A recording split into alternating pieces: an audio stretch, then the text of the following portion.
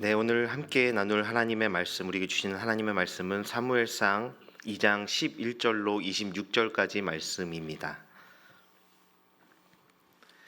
사무엘상 2장 11절로 26절까지 말씀 저와 여러분이 한 절씩 교독하시고 마지막 26절 말씀은 합독하도록 하겠습니다.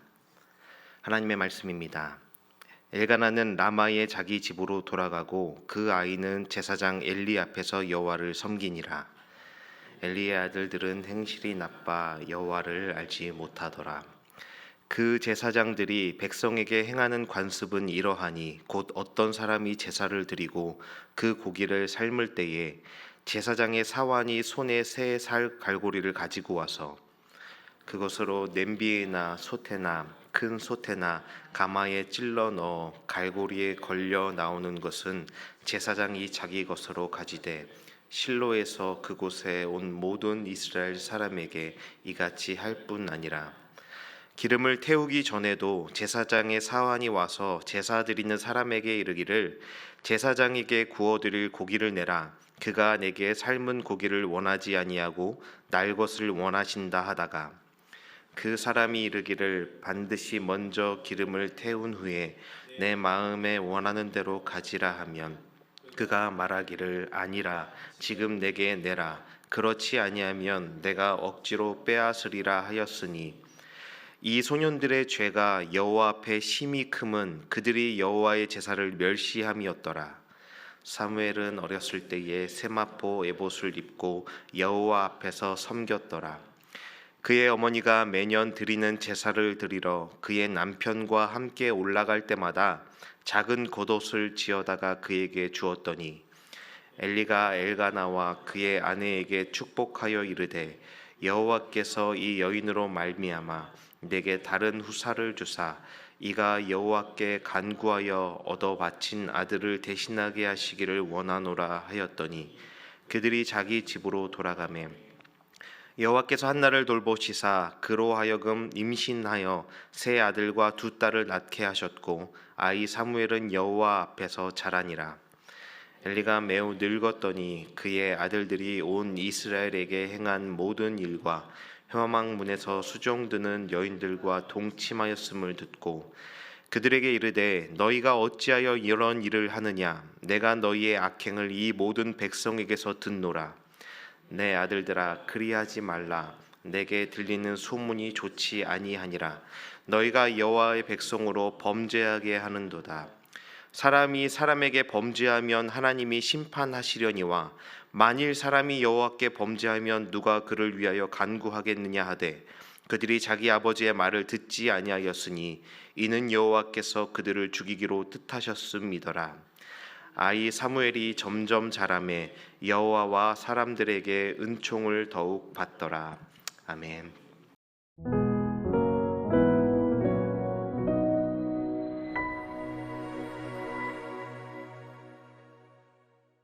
네, 오신 여러분, 예배 오신 여러분 환영합니다. 또 오늘 귀한 발걸음들 또 하나님께서 기억하시고 귀한 은혜로 채워주실 것을 믿습니다. 또 영상으로 예배하시는 모든 분들도 정말 그 모든 계신 곳이 하나님의 처소이고 예배하는 곳이 되기를 바랍니다. 오늘 이 말씀 제가 지난번 언제인지 여러분 잘 기억이 안 나실 건데 제가 수요 예배는 다른 분들보다 조금 적게 설교를 합니다. 그래서 사무엘상 설교를 계속하겠다 말씀드렸는데 저도 가물가물할 때쯤에 돼서 또 사무엘상 설교를 하게 되었습니다. 이 사무엘상 2장은 예전에 여러분들이 교회 학교를 다녀보신 분들이라면 한 번쯤은 특히나 5월쯤이 되면 어린이 주일을 전후로 하여서 이 말씀들을 자주 듣게 되었을 겁니다. 이런 찬양이 있었던 기억도 이 말씀을 묵상하면서 생각이 났습니다. 어린 사무엘이라는 어린이 찬양인데 가사가 이렇죠. 노래를 한번 불러볼까요? 어린 사무엘 교회 갔어요. 나도 갈래요. 나도 이 끝에 음이 기억이 안 나. 기억이 안 나서 혼자 부르다가 이게 도저히 곡이 끝날 것 같지 않아서 1절만 하겠습니다. 근데 온갖 이 가사들을 다 붙여서 거의 8절, 9절까지 그리고 장난으로는 어린 사무엘 슈퍼 갔어요. 나도 갈래요. 이렇게 농담도 할 정도로 대중적인 찬양이 있었습니다.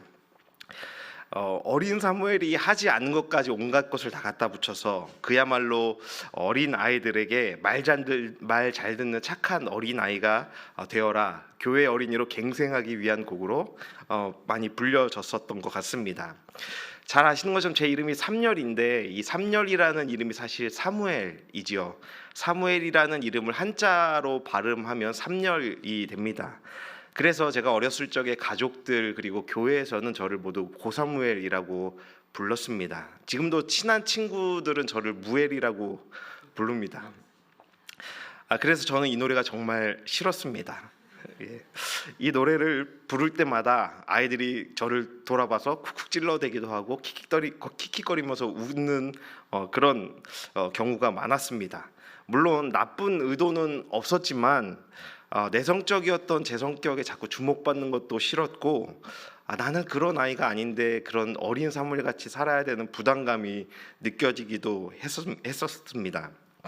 그리고 여러분 자주 보셨을 만한 이 명화도 있습니다. 어린 사무엘이라는, 또 기도하는 사무엘이라는 명화인데, 예전에 저는 이 그림을 여러분 어디서 많이 보셨나요? 예, 택시에서 많이 보셨죠. 오늘도 무사히. 예. 예, 택시에서 많이 봤던 그림입니다. 그리고 저는 중국집에서도 봤던 기억이 많이 있습니다. 이처럼 이 본문이, 그리고 이 사무엘이라는 인물이 우리에게는 그렇게 낯설지 않은 익숙한 인물입니다. 어린 사무엘이 하나님 앞에 보이는 이 올바른 신앙의 모습을 우리도 배우자, 이 사무엘과 같이 우리도 그렇게 살아서 그렇게 복 있는 사람이 되자라는 이 적용이 이 말씀의 주된 주제였던 것 같습니다. 물론 이런 적용이 틀린 것은 아니지만 전부라고 할 수는 없는 것입니다. 사실 이 사무엘상 그리고 사무엘상 2장의 이 말씀들은 굉장히 중요한 구속사적 주제가 담겨 있는 말씀들입니다. 이 사무엘서의 저자는 사무엘서를 기록하면서 복선을 많이 사용합니다. 복선이라는 게 뭐냐면은 그 폭탄을 터뜨리기 위해서 이렇게 길게, 영화에서 보면은 긴 선을 늘어뜨려서 먼 곳에서 이제 폭탄 스위치를 누르는 그 까는 선을 복선이라고 하는데, 중요한 주제를 폭탄과 같이 빵 하고 터뜨리기 위해서 깔아놓는 전제이고 이야기 흐름의 단서라고 할 수 있습니다. 그런데 오늘 이 본문에서도 사무엘서의 저자는 중요한 복선 하나를 사용하고 있는 것이죠. 성경을 읽다 보면 여러분들이 재밌는 성경의 구조들을 발견하고 볼 수 있는데, 이 2장을 유심히 읽다 보면 한 가지 특징을 발견할 수 있습니다.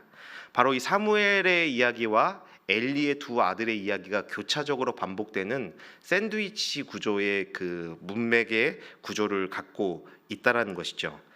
사무엘이 주인공인데 사무엘만 다루고 사무엘에게만 집중하면 되는데도 이 저자는 일부러 이 무대의 조명을 사무엘에게만 비추는 것이 아니라 엘리의 두 아들과 그리고 사무엘과의 이 교차적으로 무대의 조명을 교차적으로 비추면서 이 두 인물들, 두 사람들을 대조해서 보라고 계속해서 우리에게 이 말씀을 통해서 그 주제를 전달하고 있다라는 것이죠. 바로 이 두 이야기의 결말이 너무나 극명하게 벌어진다라는 사실을 이 대조를 통해서 더 분명하게 보여주고 있습니다. 엘리와 이 두 아들의 그 결말은 무엇인가요, 여러분? 멸망과 심판, 그리고 이 가문 전체가 심판당하여서 멸족되는 그런 심판의 결말을 맞게 됩니다. 반면에 사무엘의 결말은 하나님 앞에서 계속해서 자라나고 그리고 성장하여서 하나님의 귀한 종으로 쓰임받게 된다라는 승승장구의 축복의 결말을 맞이하게 됩니다. 여러분 잘 아시는 것처럼 사무엘서의 배경, 제가 이 매번 설교 때마다 드렸던 말씀처럼 이 배경은 사사 시대였습니다. 사사기부터 룻기와 사무엘서까지 사사 시대를 배경으로 하고 있습니다. 그런 역사의 흐름 가운데 사무엘은 어떤 역할과 또 어떤 의미를 담당하는 인물이겠습니까?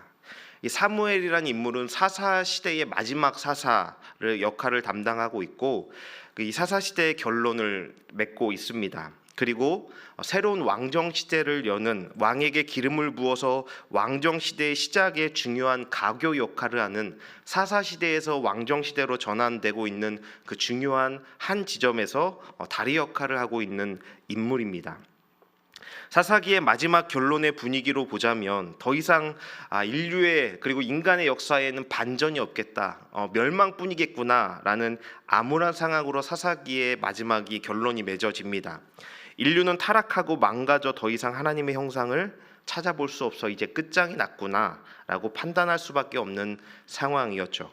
하지만 하나님께서는 사사시대의 종말을 고하며 다시 새로운 시작을 알리시는데 바로 그 실마리인 키펄슨이 바로 사무엘 선지자였습니다. 사사시대의 결말과 왕정시대의 시작, 바로 그 사이에서 가교 역할을 하여서 하나님의 구원 역사가 끊어지지 않고 새로운 왕정시대를 통하여 다윗 가문, 그리고 다윗 가문을 통해서 예수 그리스도까지 그 하나님의 구속사가 이어지고 있는 그 역할을 담당하는 것이 바로 이 사무엘인 것이죠. 그렇게 이 사무엘이라는 인물은 굉장히 중요한 인물이다라는 것을 우리가 알 수 있다라는 겁니다. 그렇기 때문에 이 사무엘서의 저자는 이 책을 시작하면서 사무엘이라는 인물에 대해서 굉장히 자세하게 다루고 있습니다.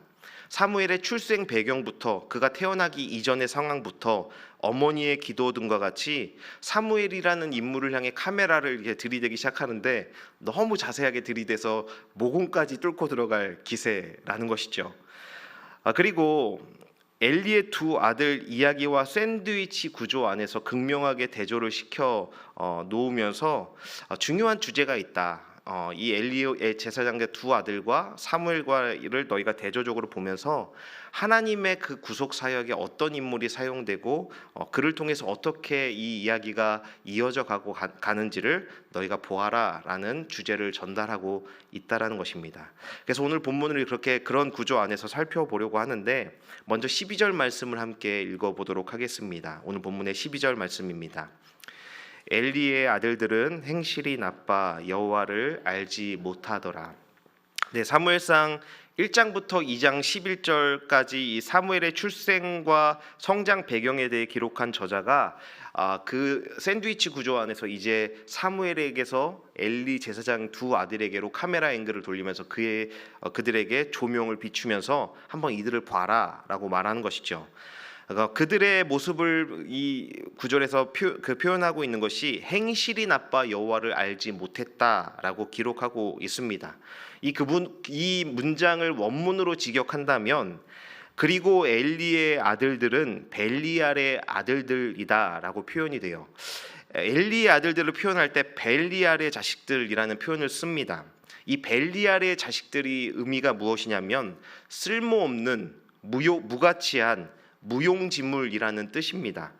이 단어가 사용된 구약의 다른 문맥에서의 용례를 보면 악한 자, 무지한 자를 말할 때 이 단어를 사용합니다. 이것이 무슨 말이냐면 하나님의 율법을 무시하고 자기가 하고 싶은 대로 행하는 사람들, 혹은 지혜가 없는 어리석은 사람들을 가리킬 때 이 벨리알이라는 단어를 사용합니다. 예를 들어서 사사기 19장 마지막에 보면 레위인의 첩을 강간한 사람들을 향해 이 벨리알의 사람들이라는 표현이 사용됩니다. 또 신명기 13장 13절에서 다른 신을 섬기자고 유혹하는 이들을 향해서도 벨리알이라고 말합니다. 그리고 사무엘상 25장에서 다윗을 돕지 않는 나발을 향해서도 벨리알이라고 표현이 되고 있습니다. 이런 자들의 공통점은 그들이 여호와를 알지 못했기 때문에 그런 행동을 한다라는 것입니다. 그런데 여러분, 지식적으로는 분명히 하나님의 존재를 알고 하나님이 어떤 분이다라는 것을 그들은 배웠지만 이들은 여호와를 살아서 역사하시는 하나님으로 만난 적이 없었고 여호와께서 그들을 애굽에서 구원하신 사건과 가나안 땅을 주신 구원의 사건들을 실제적인 하나님의 역사로 알지 않고 다만 옛 이야기 정도로만 알고 있는 사람들이었다라는 거예요. 즉 이런 자들은 어떤 사람이냐면 하나님의 구원하심의 경험이 없는, 하나님을 그들이 만나서 나의 하나님으로 고백함이 없는 그들은 단지 머리로만 지식적으로만 하나님을 알고 있는 사람들이다라는 것입니다. 이들에게 하나님은 그저 자신의 안정과 평화를 보장해 주는 그 존재였고, 물적 필요 그리고 음식과 생존을 위한 필요를 채워주는 분으로만 하나님을 인식하고 그들에게 그런 존재로 하나님은 받아들여졌다라는 겁니다. 여러분 한 번쯤은 들어보셨을 만한 말일 텐데, 우리가 누군가에 대해서 아는 것과 누군가를 안다라는 것은 분명하게 다른 의미이지요. 제가 여러분들 중에 한 사람에 대해서 아는 것은 직접적인 만남과 경험이 없더라도 누군가의 소개를 통해서 누군가에 대해서 알 수 있습니다.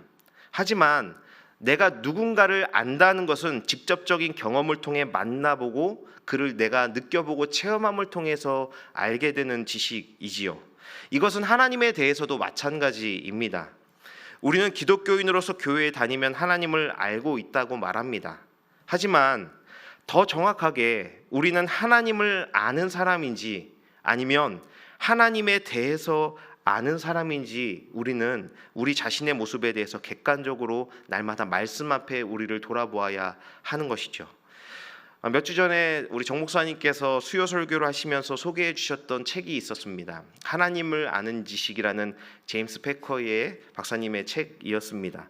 저도 대학생 때 이 책을 읽었는데 기억은 다 나지 않습니다.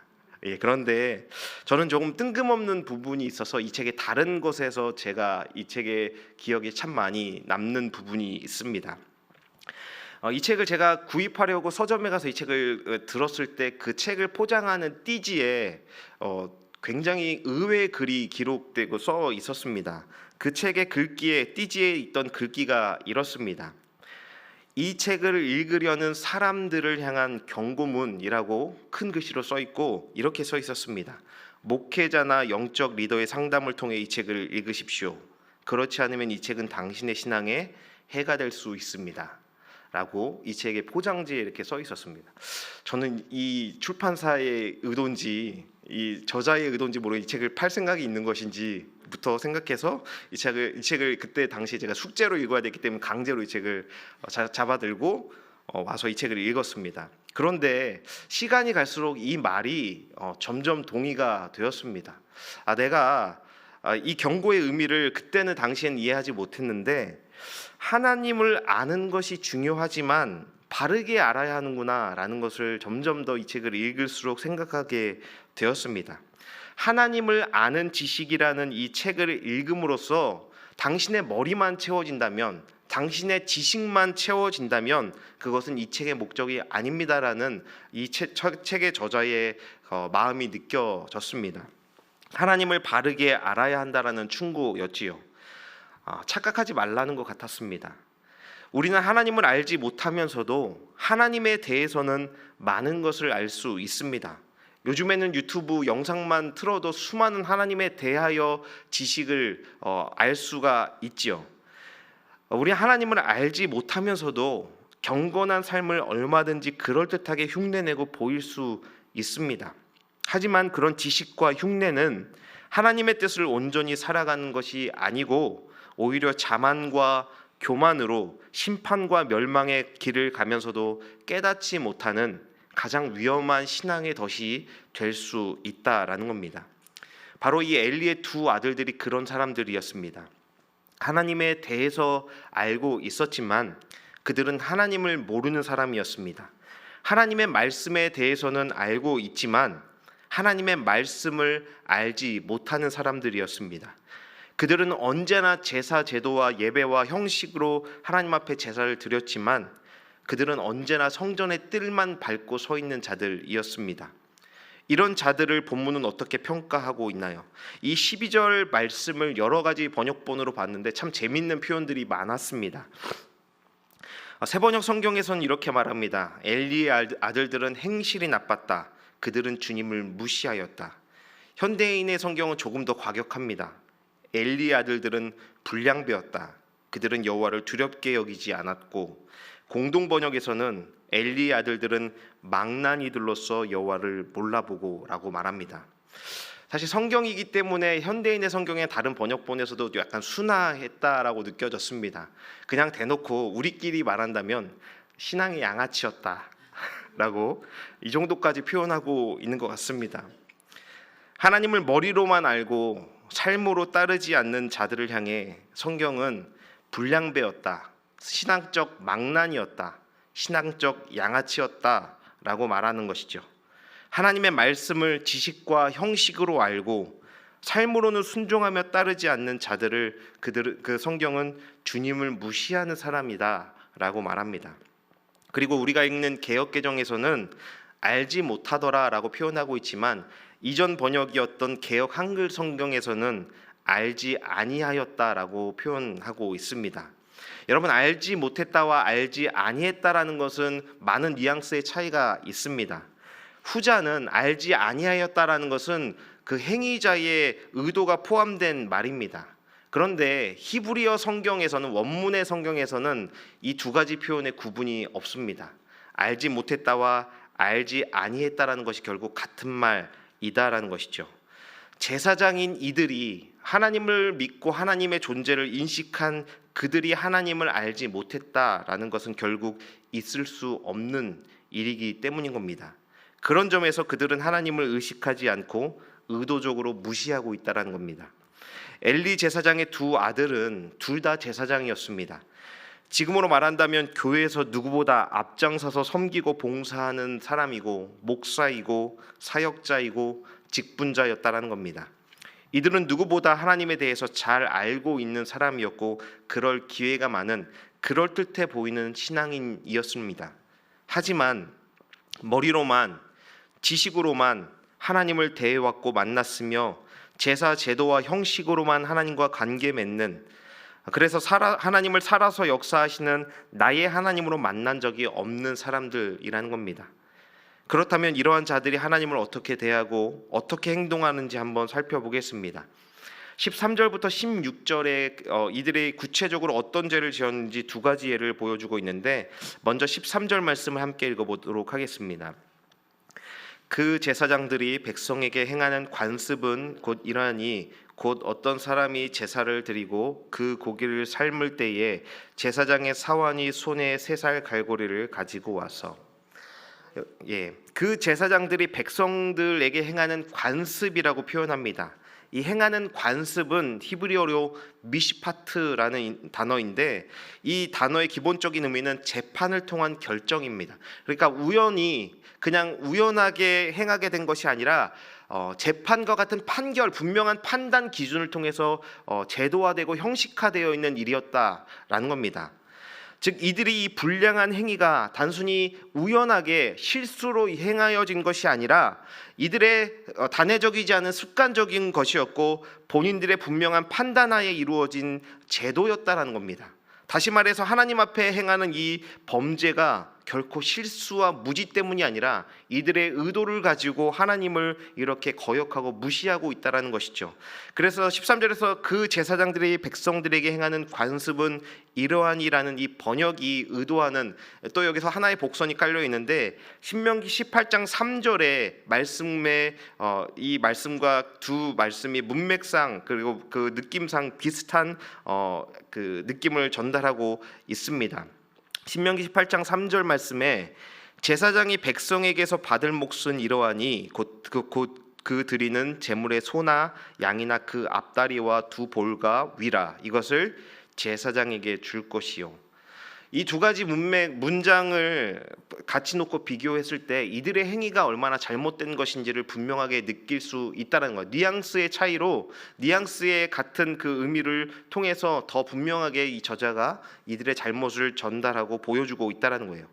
제사장이 제사에서 가져갈 수 있는 제물의 몫은 정해져 있습니다. 또 앞다리와 두 볼과 위 부분으로 한정이 되어 있습니다. 레위기에 따르면 속죄제나 속건제의 경우에는 기름과 내장을 제외하고는 모두 제사장의 몫으로 돌아갑니다. 하지만 화목제에서는 그 몫이 달랐습니다.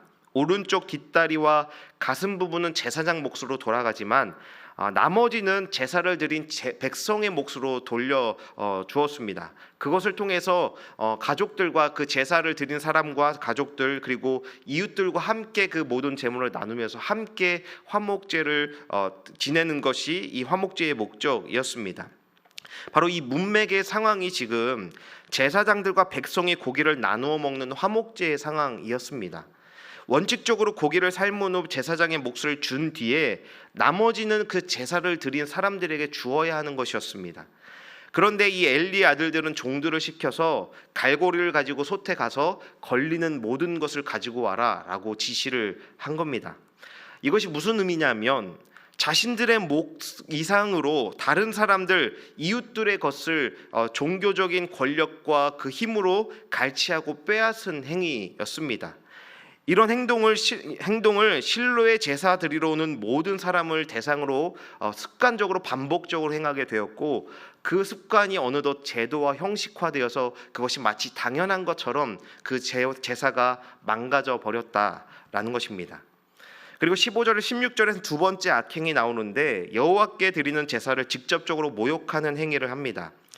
레위기에 기록된 제사 순서는 먼저 짐승을 잡은 후에 기름과 내장을 먼저 번제단에서 태운 후에 남은 고기를 제사장이 갖거나 백성들과 나누어 갖도록 규정이 되어 있습니다.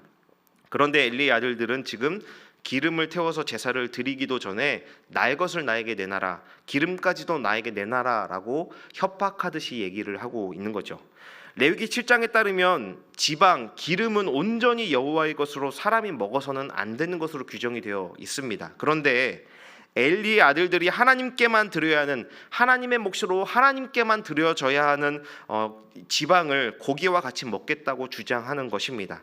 즉 이런 행동은 무엇을 의미하냐면 하나님께 드려야 할 하나님께만 속한 것까지도 이들이 가로채는 불순종의 죄를, 그 범죄, 매우 심각한 범죄 행위를 이들이 저지르고 있다라는 것이죠.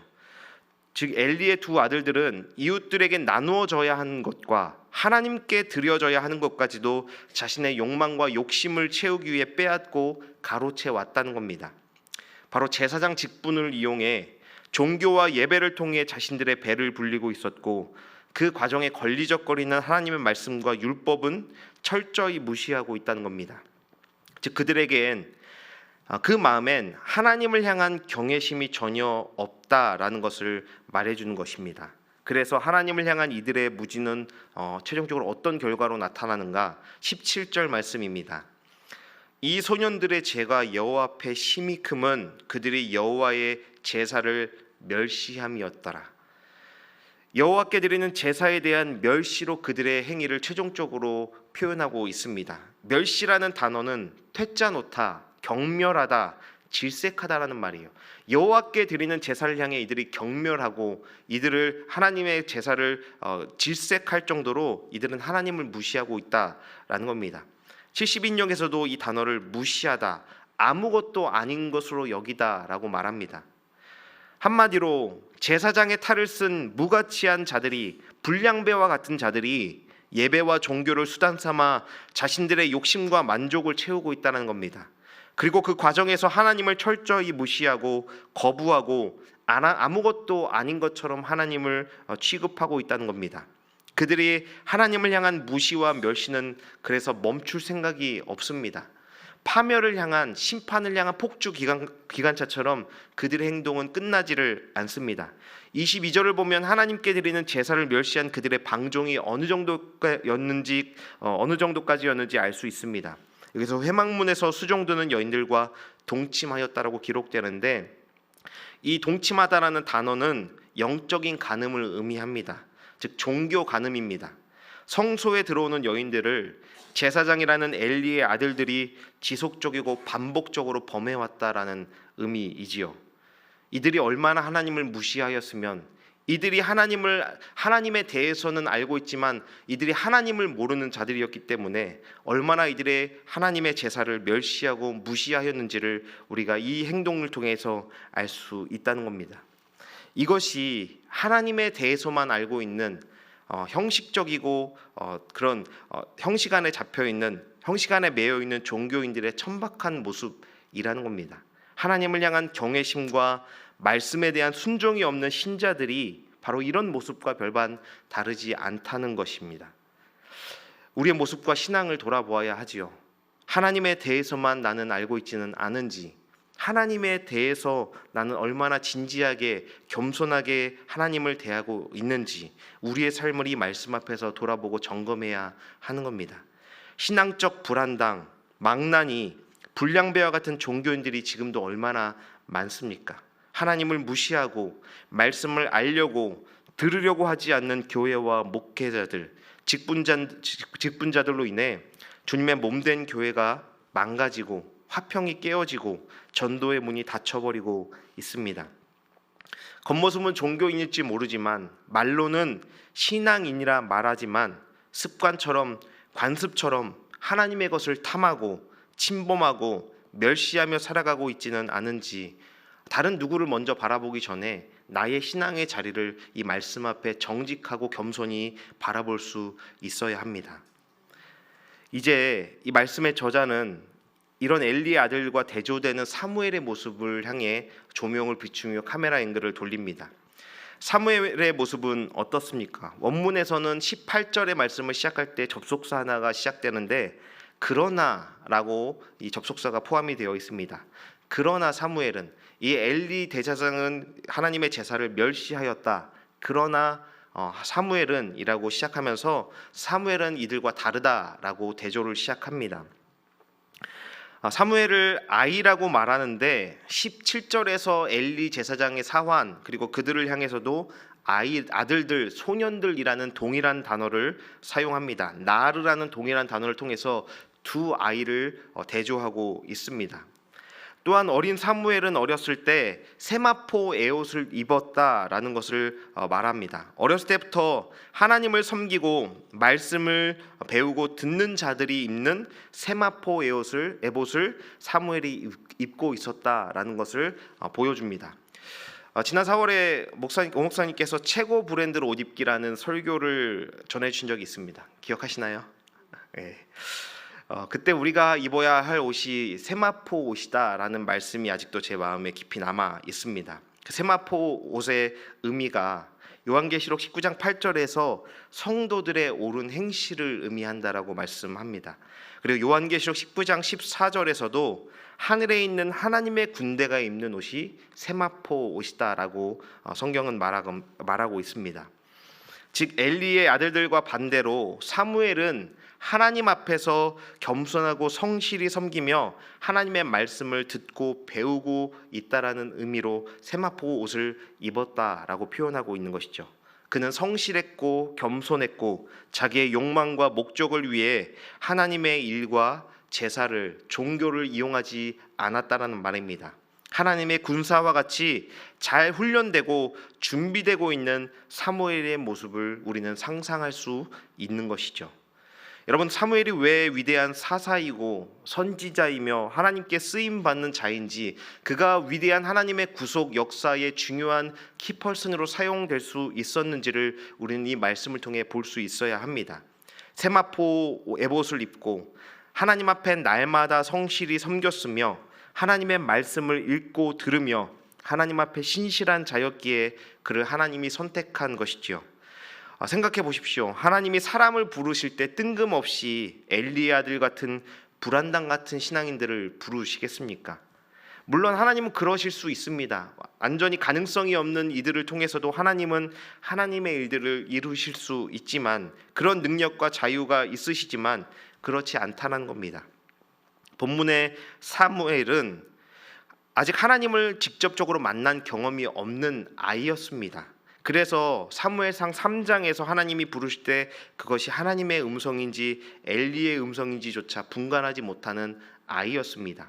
하지만 어렸을 때부터 하나님 앞에 신실한 자로 성실히 섬기고 봉사하였고 하나님 말씀을 날마다 곁에 두며 살았기에 하나님이 그를 선택하시고 위대한 구원 역사의 통로로 사용할 수 있는, 그렇게 하나님 앞에 점점 자라나는 사무엘의 모습을 우리는 바라볼 수 있어야 합니다. 그래서 사무엘상의 저자는 계속해서 2장 21절에서 3장 19절에서 사무엘을 향해서 계속해서 자라난다라는 표현을 쓰고 있습니다. 암흑 같은 사사시대, 영적 불임으로 더 이상 자녀를 갖지 못하는 한 여인의 절망적 운명을 통해 하나님을 떠난 하나님 없는 세상의 운명을 보게 하셨습니다. 하나님의 은혜와 사랑이 끊어진다면 저와 여러분의 우리 인류의 운명이 그러하다라는 것을, 인간의 실존이 그러하다라는 것을 보게 한 것이지요. 그런데 하나님 앞에 성실하고 신실하게 살아가는 그 사무엘을 통해 견고한 불신앙의 장벽을 깨부수고 돌파하여 온 세상을 구원하시는 하나님의 구원 역사가 다시 시작되고 있다는 것을 본문이 보게 하고 있습니다. 사랑하는 여러분, 하나님 앞에서, 말씀 앞에서 성실하고 신실하게 자라가는 사무엘을 통해 다윗 왕을 준비시키시죠. 그리고 다윗 왕의 혈통을 따라 진정한 대제사장 되시는 예수 그리스도께서 오실 수 있었던 겁니다. 저는 본문을 읽고 묵상하며 엘리의 두 아들을 통해 제사 제도의 한계, 율법으로는 한계가 있다라는 것을 보여주고자 하는 저자의 의도가 있지 않았나 생각하게 되었습니다. 하나님에 대해서만 안다면, 제도와 형식으로만 하나님을 대하게 된다면 그것은 한계가 있다는 것을 보여주는 것 같았습니다. 도저히 인간의 노력으로는 완전한 제사를 이룰 수 없고 사사시대와 같은 영적 불임의 운명을 역전시킬 가능성이 없다라는 인간의 실존을 보여주는 것 같았습니다. 하지만 사무엘의 대조적인 모습을 통해 더욱더 부각시키며 사무엘을 통해 하나님께서 구원 역사를 멈추지 않으시고 영적 불임의 시대, 암흑의 벽을 뚫고 돌파하여 예수 그리스도의 오심을 준비하시는 그 하나님의 역사하심을, 그 하나님의 열심을 이 본문을 통해 발견할 수 있었습니다. 사무엘상 2장 35절 말씀으로 함께 읽어보도록 하겠습니다. 내가 나를 위하여 충실한 제사장을 일으키리니 그 사람은 내 마음 내 뜻대로 행할 것이라. 내가 그를 위하여 견고한 집을 세우리니 그가 나의 기름 부음을 받은 자 앞에서 영구히 행하니라. 여러분, 이 말씀을 읽으면 누가 생각나십니까? 히브리서 10장의 완전한 대제사장 되시는 예수님의 사역이 바로 이와 같았습니다. 우리 히브리서 10장 9절 말씀도 함께 읽어보겠습니다. 그 후에 말씀하시기를 보시옵소서, 내가 하나님의 뜻을 행하러 왔나이다 하셨으니 그 첫째 것을 패하심은 둘째 것을 세우려 하심이라. 사랑하는 여러분, 하나님의 역사는 세상의 권력과 성공을 이루는 자들이 아니라 하나님 앞에서 신실하고 성실히 살아가는 이들을 통해 쓰여지는 겁니다. 우리 모두 겉으로는 성도일 수 있습니다. 이 땅에 많은 교회들이 십자가와 교회 간판을 달아놓고 교회라고 자부할 수는 있겠지요. 하지만 하나님에 대해서 알 수 있고 예수님의 십자가에 대해서는 탁월하게 설명할 수 있겠지만 그것이 다라면, 그것이 나의 신앙이라면 그것은 영적 불량배이고 영적 양아치이고 하나님을 무시하는 자일 수 있다는 것을 우리는 언제나 기억하며 깨어 있어야 하는 겁니다.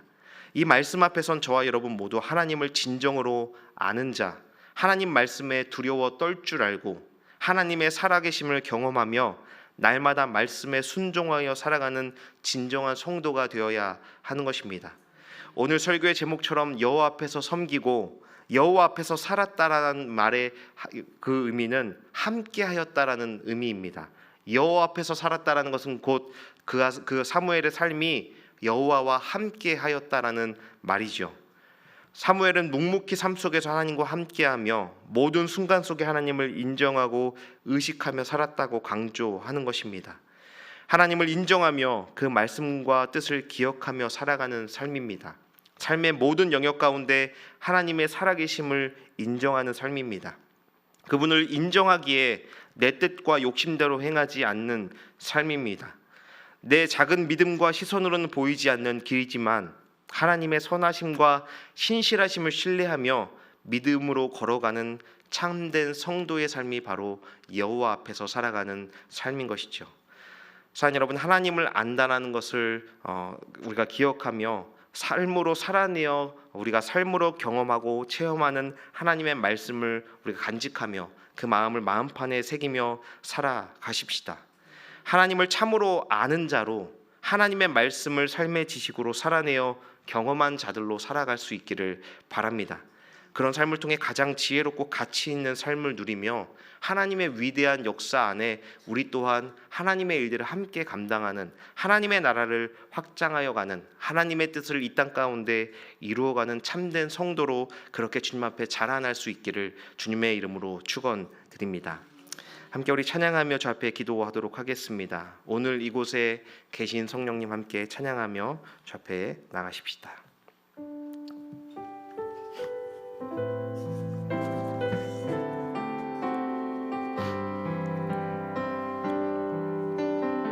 오늘 이곳에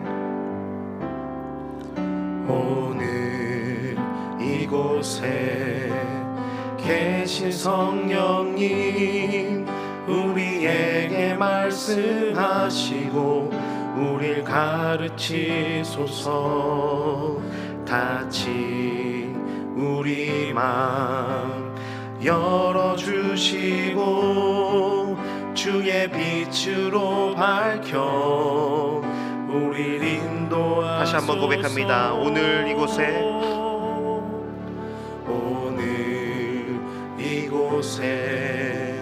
계신 성령님, 우리에게 말씀하시고 우릴 가르치소서. 닫힌 우리 마음 열어주시고 주의 빛으로 밝혀 우릴 인도하소서. 주님보다 앞서지 않고 겸손하게 주님의 말씀 기다리니 주님 손에 우릴 드립니다. 사랑으로 인도하. 주님보다 앞서지 않고